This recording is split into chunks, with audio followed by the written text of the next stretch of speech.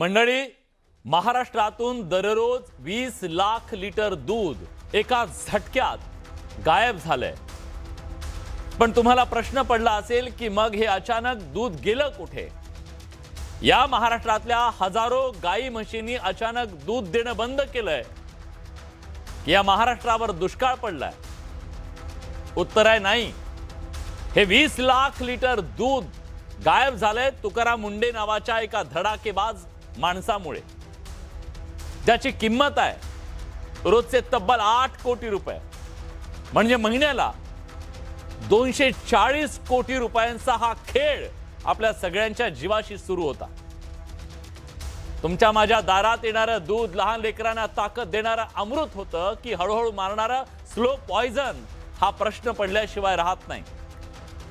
मुंडेंनी केलेल्या धडक कारवाईच्या नंतर हा आकडा समोर आलाय। याचा अर्थ आजपर्यंत आपला महाराष्ट्र, आपली लहान लेकरं रोज कोट्यवधी रुपयांचं गाई म्हशीचं नाही, तर फॅक्टरीत तयार झालेलं रसायनांचं विष पित होते का?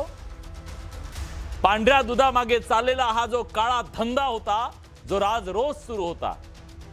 पण तुकाराम मुंडेंनी एफडीएचा चार्ज घेतला तेव्हापासून सुरक्षित अन्न सुरक्षित महाराष्ट्र मोहीम सुरू झाली आणि 4 ते 5 जुलैच्या मध्यरात्री जेव्हा अख्खा महाराष्ट्र झोपला होता, तेव्हा पुणे, नगर, सोलापूर, जालना आणि ठाण्यात एकाच वेळी 13 अड्ड्यांवर छापे पडले। तिथं सापडलं अंगावर काटा येणारं एक भयानक वास्तव। मंचरचा सुशांत हिंगे आणि त्याचा पार्टनर संदीप लोढा 1000 लिटर शुद्ध दूध घ्यायचे आणि त्यात 500 लिटर रसायन जे आहेत वेगवेगळी ती मिसळायची। हे पाणी कशाचं होतं? ही रसायने काय होती? शॅम्पू, कपडे धुवायचा लायझॉल, डिटर्जंट, कास्टिक सोडा, पाम तेल आणि युरिया। ज्या दुधानं हाडं मजबूत व्हायला पाहिजे त्या दुधात डिटर्जंट, युरिया मिसळला जायचा। सोलापूरच्या अकलूजमध्ये तेच झालं। हेमंत टेकेच्या गोदामातून तब्बल 1,35,00,000 रुपयांची ही अशाच प्रकारची संशयित पावडर जप्त केली।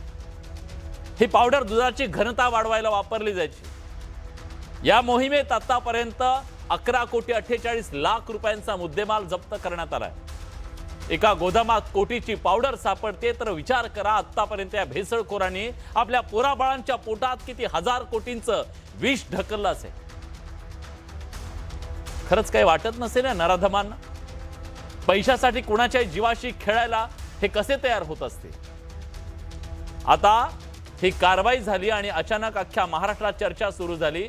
दुधाचा तुटवडा जाणवतोय, दूध कमी पडतंय। पण हे दूध कमी का पडतंय? स्वतः मंत्री नरहरी झिरवळ यांनी विधानसभेत सांगितलं की एफडीच्या कारवाईनंतर राज्यातलं दूध संकलन 25% घटलंय।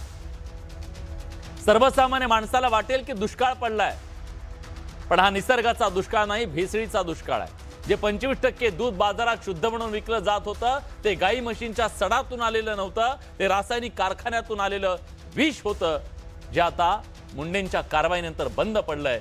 म्हणून संकलनाचा आकडा हा 20 लाख लिटरनं खाली गेलेला आहे। त्यामुळे आज हे भेदक वास्तव समोर आल्यानंतर ही कारवाई अशाच पद्धतीनं महाराष्ट्रात सुरू राहायला हवी, ही सामान्य नागरिकाची अपेक्षा आहे।